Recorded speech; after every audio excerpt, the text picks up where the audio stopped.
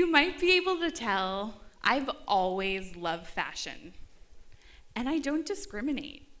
Mixing vintage, designer, and dollar store finds, this awakens my sense of artistry and creativity.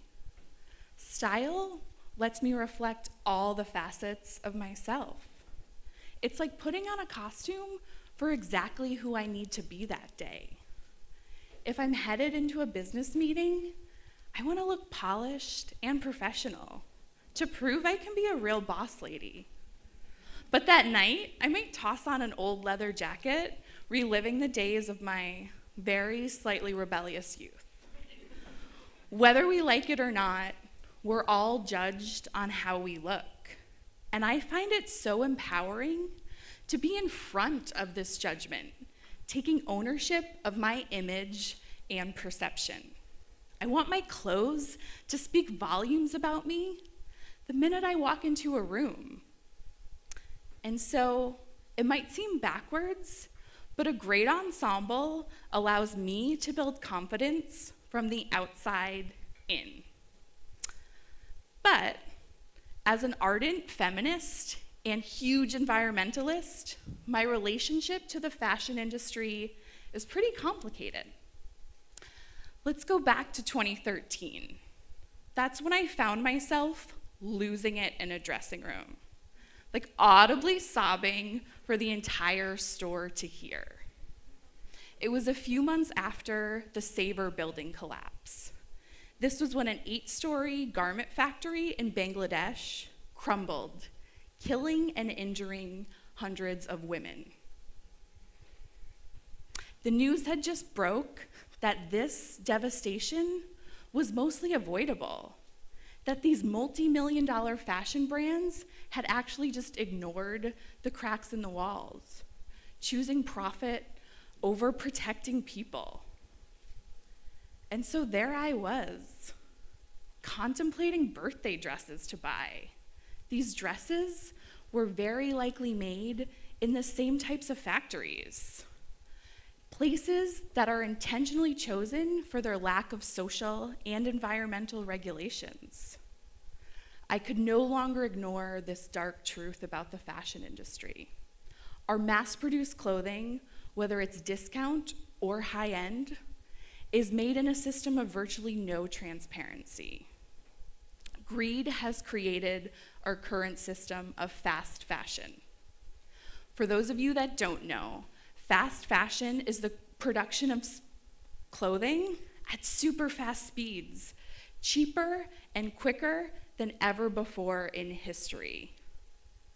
Trends are ripped from the high fashion runways and produced in factories across the world in just a matter of weeks. Our stores are restocked almost daily. And so because of this, our wardrobes are 4 times larger than previous generations. And our clothes, because they're relatively cheap, are pretty much disposable. And so I got it together, wiped the tears of mascara from my cheeks, and I exited the dressing room empty-handed. But this uncomfortable tension still lingered. I wanted to look great, but I needed to wear my values. And so that's when I began a process of reducing, reusing, and restyling my wardrobe. It was the start of a transformation. It was the reformation of a once material girl. And so where did it all begin? Well, I've always loved nature. It's where I felt most at home. Whether it's diving headfirst into a salty wave or picking sunflowers from my backyard. My family encouraged this from the youngest of ages. My mom had me hiking mountains before I finished preschool. But she also introduced me to the joy of a great shoe department. And so materialism and conservationism were these colliding forces in my life. In the morning, I might be standing atop a snowy vista in Vermont, feeding my soul with these gorgeous views of nature. And then on the ride home, we'd stop at the outlet mall because no family trip was complete without some good shopping. It's nice. My images of power and femininity feel just as good in a ski boot as they do in a stiletto. And so as an adult, I went on to study sustainability, it's a tongue twister to say, drive a Prius, and do all I could to lower my global impact. But as a shopper, I still felt helpless. I was learning facts. Facts like the garment industry is the world's second largest polluter, just behind big oil.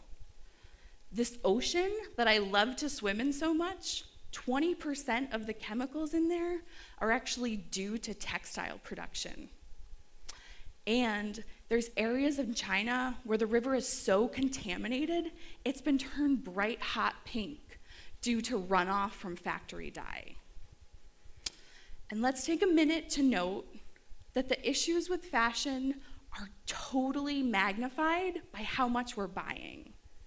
We purchase 64 new items of clothing each year on average, and we're only wearing these things 7 times before they end up donated or in our closet abyss. So the first step to lowering our global impact is to simply reduce the amount of clothing we're purchasing. We heard about fast fashion. We'll think of slow fashion. You're choosing quality over quantity in this case. French women have had this figured out for some time, building their wardrobes around a cornerstone of beautiful items, and they just need a handful of them. You can mix and match, and remember to mend and care for your clothing. You want it to last for years, and you want to respect the hands that made the garment. And as America becomes more environmentally woke, there's a whole new generation of retailers supporting sustainable fashion. They're doing things like linking to photos of their factories, building the utmost transparency, being upfront about their cost and retail model. Think about it. If every garment we owned had a little nutritional label showing the materials, wouldn't we want to pick natural fabric and dyes, things that were best for our skin, and certainly the bodies of those making the clothing? It's time to put our money where our mind is and choose clothing that's made to value people and the planet Earth. But I can't always afford those quality items, and so most of you know shopping secondhand is a great way to curb the fast fashion industry.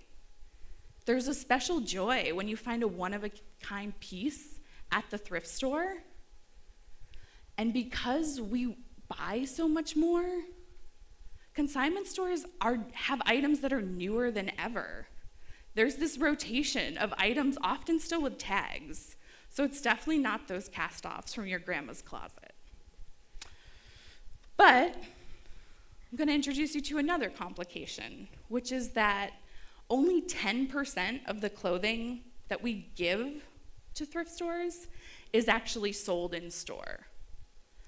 So what happens to the rest? Well, it's boxed up on big pallets and sold for dollars a pound to third world countries.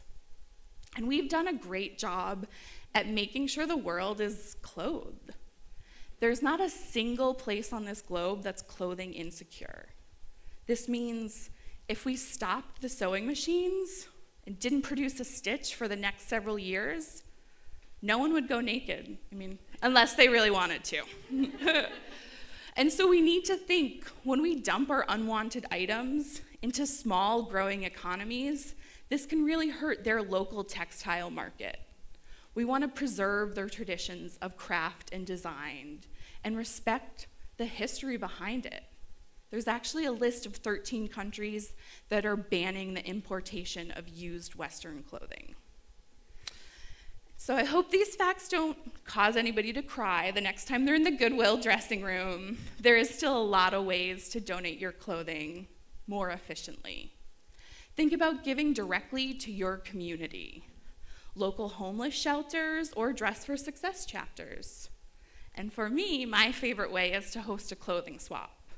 This is when women exchange their garments, but also their stories, and, have a little fun with it too. I remember dragging a friend to a clothing swap. She had no interest, fashion was not for her. And it only took about 5 minutes for her to come out in this gorgeous, gray, strapless gown. She felt like a new person. I could tell this was one of the first times she'd seen herself as beautiful. And so fashion isn't just shallow. Let's acknowledge it. We're all smart, kind, and accomplished women. And looking great only amplifies these qualities. It's time to bring the joy of fashion to everyone possible. Now let's talk about restyling. So I love a clothing swap, as you can hear, but the clothes that fit me aren't always the sizes of my friends. And so I had this vision. What if we could connect a global closet? What if there was a virtual space where women from all around the world could buy, sell, rent, and trade their own garments? It's very much just a long-term vision, but I'm committed to building this space. I want to send a loud and clear no thank you to the fast fashion industry. Think about it. Fashion sends us some pretty messed up messaging. The first is we're spending a lot of our hard-earned money just to keep up with trends. Things are rapid cycled so quickly, and items are marketed to our insecurities. If we don't fit the mode of what's cool that year, then what's our value? What's the value of our style? So I'd like to stop this and begin investing in women directly one another.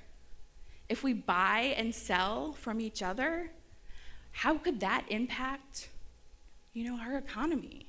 What if we weren't spending money on clothing, but instead building this community of altruism and trust amongst each other? Another message that's pretty tough is the fashion industry shows us a very narrow view of beauty. It's happened to me a bunch of times. Something looks great in store, I get home and try it on, and I'm deflated. I don't look like the model, and so the clothes don't look as good on me. What if we could widen our view of beauty? What if when we were shopping for clothing, we were looking at people that looked like us, all ages, races, and sizes of women? Could we start a confidence revolution? And I'm most interested to learn, what are our shopping behaviors outside of these marketing influences? Take a moment, close your eyes, and think of something you've always wanted to wear, but never thought you could. What if you had an opportunity to wear that item once, maybe twice? Maybe you would choose to purchase it and it'd be in your rotation. Think about it. As children, we're given limitless options for colors and design. The older we get, we're made to fit in this box. What if we could choose what we wanted from our inner child? I think there's a real hope for taking over fashion and making sure that everybody feels welcome. And so here I am, a girl in a dress. I have on handmade earrings from a local artist, shoes that were a last-minute sub, so my shoes broke last night, clearly evidence of fast fashion, things being produced hastily. And I'm in this dress. What if this dress could make it into several other closets? I've had some great accomplishments wearing this. And what if I could share it with other women? I think it'd be pretty cool. So I hope you think of me the next time you're standing in front of your closet, or at the mall, or in one of those life-changing outfits. Remember, the Reformation is not complete, but it can be a lot of fun making sustainability look great.